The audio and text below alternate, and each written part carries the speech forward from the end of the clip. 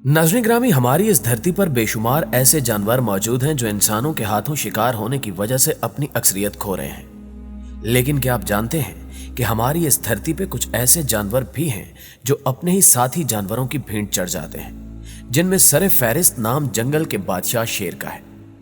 आज की इस वीडियो में हम आपको बताएंगे कि क्यों जंगल का बादशाह शेर मखसूस किस्म के बंदरों का शिकार हो जाता है, और इसके पीछे छुपी दिलचस्प और खौफनाक हकीकत से पर्दा उठाएंगे और मजीद ये भी बताने की कोशिश करेंगे कि कैसे फैक्ट्रियों की वजह से तितलियां अपना असल रंग खो चुकी हैं। दोस्तों, आपने आमतौर पर बंदरों को केले और दूसरी ऐसी चीजें खाते तो देखा ही होगा जो इंसान भी खाना पसंद करते हैं, लेकिन हैरत अंगेज तौर पर बंदरों की एक ऐसी किस्म भी है जो शेर और उसके बच्चे खाना पसंद करती है।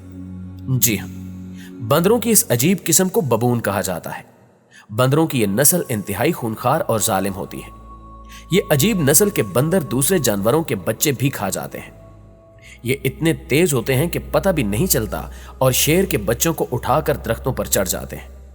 यकीनन ये सब आपने हॉलीवुड मूवीज में देखा ही होगा कि मुख्तलिफ जानवर दूसरे जानवरों के बच्चों से खेलते हैं, लेकिन हकीकत इससे बिल्कुल अलग है। जब ये बंदर शेर के बच्चों को उठाकर दरख्त पर ले जाते हैं तो फौरन चीर फाड़ कर मार देते हैं। लेकिन अक्सर यह भी देखा गया है कि अगर कोई फीमेल बबून किसी बच्चे को उठाकर ले जाए तो वो बिल्कुल उस बच्चे को अपने बच्चों की तरह संभालती और देखभाल करती है। इसी तरह का एक वाकया जनूबी अफ्रीका में सैकड़ों लोगों ने देखा, जब एक बबून बंदर ने शेर के बच्चे को गोद ले लिया और उसे उतनी ही मोहब्बत और शफकत से पालना शुरू किया जैसे वो शेर की बजाय लंगूर का बच्चा हो। पार्क इंतजामिया का कहना है कि हैरानकुन बात यह है कि फीमेल बबून बंदर ने शेर के बच्चे को उसी मोहब्बत और चाहत से अपने सीने से लगाया और चिपकाया जैसे मादा लंगूर करती है। लेकिन अगर उसकी जगह नर बबून होता तो कब का उस मासूम बच्चे को चीर फाड़ कर खा जाता। लेकिन दोस्तों, यहां सवाल यह पैदा होता है कि आखिर क्या वजह है कि बबून ये संगीन कदम उठाने पर मजबूर हो जाते हैं। इसके पीछे छुपी हकीकत को जानने के लिए जब तहकीक का अमल शुरू किया गया तो इस मसले पर तहकीक करने से पता चला कि बड़े शेर बबून का शिकार करके खा जाते हैं। बबून ताकत में कमजोर होने की वजह से शेरों का मुकाबला नहीं कर सकते। यही वजह है कि बबून अपना बदला लेने के लिए शेरों के बच्चों को उठा लेते हैं। जबकि एक और तहकीक में कहा गया कि बबून इसलिए शेरों के बच्चों को उठाकर मार देते हैं ताकि यही शेर के बच्चे बड़े होकर हम पर हमला न करते। नाज़रीन ग्रामी, ईगल और इसी कैटेगरी के दूसरे परिंदे दिन की रोशनी के बादशाह शिकारी माने जाते हैं, जो जमीन पर नजर आने वाले हर छोटे बड़े जानवर का शिकार आसानी से कर लेते हैं। लेकिन रात का अंधेरा छा जाने के बाद उल्लू परिंदों के बादशाह बन जाते हैं, जो अंधेरा होने के बावजूद सब कुछ वाज़े तौर पर देख सकते हैं। दोस्तों, आपने भी ऐसे बहुत से मनाजिर देखे होंगे जिनमें रात के अंधेरे में उल्लू बड़े बड़े ईगल्स को उठाकर ले जाते हैं। असल में जब सुबह का टाइम होता है तो ये ईगल्स उल्लू को अपना शिकार बनाते हैं और मार कर खा जाते हैं। उल्लू जब दिन को सो रहे होते हैं तो ईगल आसानी से उनका शिकार करके ले जाते हैं। इसी वजह से उल्लू रात के अंधेरे का फायदा उठाते हुए ईगल का शिकार करके अपने साथियों का बदला लेते हैं। दूसरे लफ्जों में उल्लू रात को किलिंग मशीन का रूप धार लेते हैं और अपने रास्ते में आने वाली हर रुकावट को चीर फाड़ देते हैं। अल्लाह पाक ने एक और बहुत ही शानदार खसूसियत से इनको नवाजा है, और वो ये है कि उड़ते हुए उल्लू के परों में से बिल्कुल भी साउंड प्रोड्यूस नहीं होता। इसी वजह से जब उल्लू किसी दूसरे परिंदे पर हमला करते हैं तो उसे कुछ समझ ही नहीं आता कि मेरे साथ क्या हो रहा है। लिहाजा दूसरे परिंदे साइज और ताकत में बड़े होने के बावजूद उल्लू के हाथों मारे जाते हैं। इसी तरह एक ऐसी मकड़ी भी इस धरती पर अपना वजूद रखती है जो मछली और दीगर आबी जानवरों को अपना शिकार बनाती है। इन मकड़ियों को डूमोलोदस कहा जाता है। इन मकड़ियों को पक्का शिकारी माना जाता है और ये अपने शिकार को मौके पर ही खा जाती हैं। इनकी फेवरेट खानों में से मछली एक है, इसलिए ये मकड़ी ज्यादातर तालाब में पानी के ऊपर या फिर किनारे पर खात लगाकर बैठी रहती है। जब भी कोई मछली सांस लेने के लिए ऊपर आती है तो ये मकड़ी अपनी बड़ी बड़ी टांगों की मदद से उसे फौरन पकड़ लेती है और अपने मुंह में दबोच लेती है। कहा जाता है कि गोश्त खाने वाले हशरात में मकड़ियां सबसे ज्यादा गोश्त खाती हैं।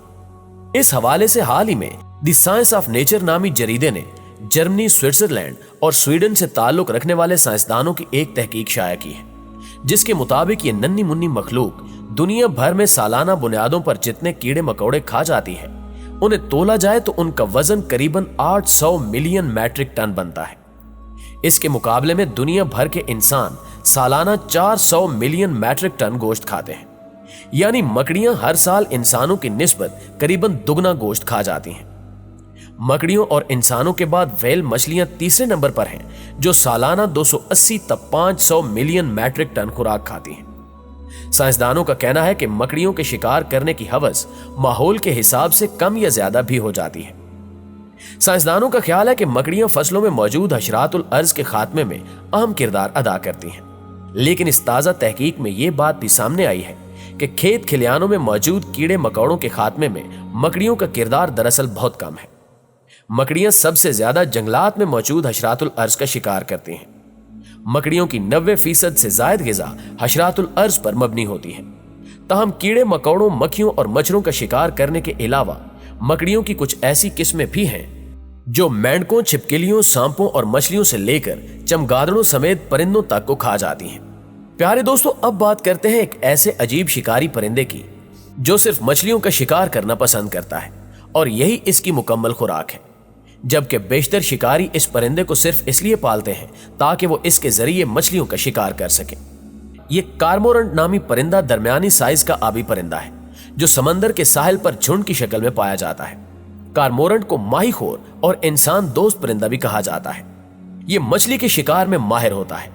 اس کی غذا صرف مچھلی اور آبی سانپوں پر ہی مشتمل ہوتی ہے۔ اس پرندے کا وزن عموماً 4 کلو کے درمیان ہوتا ہے اور اس کے پروں یعنی پنکھ کا پھیلاؤ 45 تا 100 سینٹی میٹر کے درمیان ہوتا ہے۔ ان میں بیشتر کارمورنٹ کے پر سیاہ ہوتے ہیں، جبکہ ان کی چونچ لمبی، سخت اور خمدار ہوتی ہے اور اس کا رنگ زردی مائل ہوتا ہے۔ اس کی دونوں ٹانگیں جسم کے پچھلی جانب ہوتی ہیں، اس لیے وہ ان پروں سے بآسانی تیر سکتا ہے۔ کارمورنٹ افقی سطح سے پانی میں غوطہ لگا کر مچھلی کا شکار کرنے میں ماہر ہوتا ہے، جبکہ یہ 45 فٹ گہرائی تک غوطہ لگاتا ہے۔ دوستو، کارمورنٹ پرندوں میں ایک خاص قسم کا غدود ہرن پایا جاتا ہے، جس کے اخراج سے ان کے پنکھ پانی میں تر نہیں ہوتے۔ یہ غدود واٹر پروف کا کام کرتے ہیں۔ ماہی گیر افراد کارمورنٹ کے گلے میں ایک خول پہنا دیتے ہیں تاکہ وہ مچھلیوں کو کھا نہ سکے۔ خول پہنانے کے بعد کارمورنٹ مچھلیاں کھا نہیں سکتا۔ جب وہ مچھلی کو اپنی چونچ میں پکڑ لیتا ہے تب مچھیرے مچھلی کو حاصل کر لیتے ہیں۔ 19ویں صدی میں جب دنیا اتنی ترقی یافتہ نہیں تھی تو کیڑے مکوڑے، اسپیشلی تتلیاں باغوں میں اڑتی اور پھولوں پر بیٹھی ہوئی نظر آتی تھی۔ انہیں اللہ پاک نے بہت زیادہ خوبصورت اور نازک بنایا ہے۔ قدرت کے دیے ہوئے مختلف رنگ انہیں باقیوں سے الگ بناتے ہیں۔ لیکن دوستو، آج کے دور میں جب دنیا اس قدر ترقی یافتہ ہو چکی ہے کہ ہر طرف فیکٹریاں اور ان میں سے نکلتے ہوئے زہریلے دھوئیں کی وجہ سے وائلڈ لائف بہت زیادہ متاثر ہوتی ہے۔ اس کا ثبوت تتلیاں ہیں جن کے اصلی رنگ اور ان کی خوبصورتی فیکٹریوں کے دھوئیں کی نظر ہو چکی ہے۔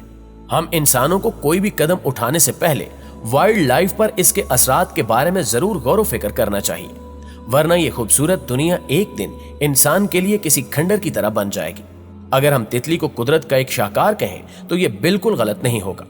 تتلی دیگر جانوروں کی طرح چیزوں کو زبان سے نہیں چکتی، بلکہ اس کے لیے وہ اپنی پتلی پتلی ٹانگوں کو استعمال میں لاتی ہے۔ تتلی کی عمر بہت مختصر ہوتی ہے، جو 1 ہفتے سے 1 سال تک ہو سکتی ہے۔ تتلی کے پروں کی خوبصورتی اس کے پروں پر موجود نظر نہ آنے والے کرسٹلز کی بدولت ہوتی ہے۔